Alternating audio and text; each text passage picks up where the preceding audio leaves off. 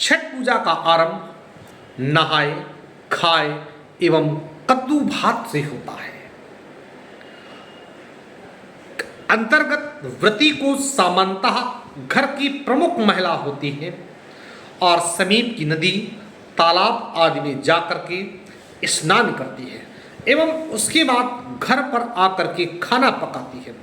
खाने में कद्दू और चावल बनाता है, इसे ही कद्दू भात कहते हैं। व्रत की जो व्रती महिला है, यानी घर की जो प्रमुख महिला है, वो समस्त व्रत की प्रक्रिया करती हैं और व्रती महिलाएं रात्रि में जमीन पर सोती हैं। दूसरे दिन अर्थात पंचमी के दिन व्रती महिला उपवास रखती है और सायंकाल पूजा करने के उपरांत ही व्रत खोलती है।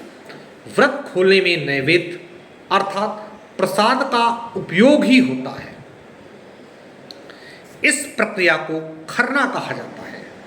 षष्ठी पर्व के दिन अर्थात कार्तिक शुक्ल पक्ष की षष्ठी को व्रती महिला निर्जला उपवास रखती है। सूर्यास्त के समय वो समीपस्थ नदी अथवा तालाब के किनारे जाती है और वहाँ स्नान करने के उपरांत जल में खड़े होकर ही डूबते हुए सूर्य को अर्घ्य प्रदान करती है। अर्घ्य प्रदान करते समय अर्घ्य में जल एवं दूध से दिया जाता है। अर्घ्य देने के बाद सूप में रख कर के प्रसाद सामग्री भगवान सूर्य को अर्पित की जाती है और ये प्रसाद सामग्री में मौसमी फल के अलावा ठेकुआ, ठिकरी, लड़वा, लड्डू आदि मुख्यतः होते हैं।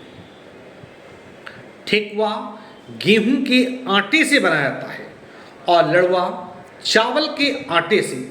सूर्यास्त के पश्चात उन सूपों को घर में लाया जाता है और उन्हें श्रद्धापूर्वक एवं पवित्रता से पूजा घर में रखा जाता है। दूसरे दिन अर्थात सप्तमी को सूर्योदय के समय व्रती महिला तालाब या नदी के किनारे जाकर के स्नान करती है और जल में खड़े होकर के भगवान सूर्य को अर्घ्य प्रदान करती है।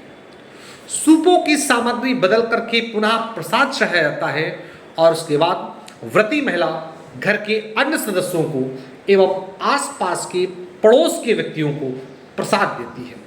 घर के बच्चों को अपने गीले आंचल से पोंछती है और इसके पीछे ऐसी मान्यता है कि ऐसा करने से उन्हें आगामी 1 वर्ष तक त्वचा से संबंधित रोग नहीं होंगे। इस प्रक्रिया के पश्चात व्रती महिला अपना व्रत खोलती है और पर्व के चारों दिनों में हर्ष उल्लास का माहौल रहता है।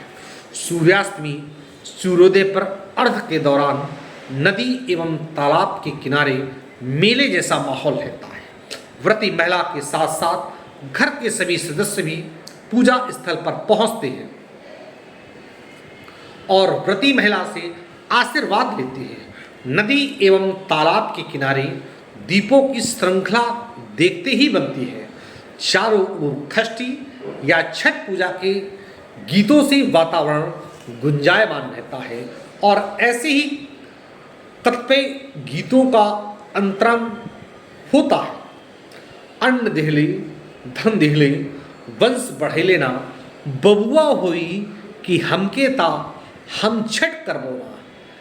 खिलवा जे फरेला घवत से ओह पर सुगा मिडराए।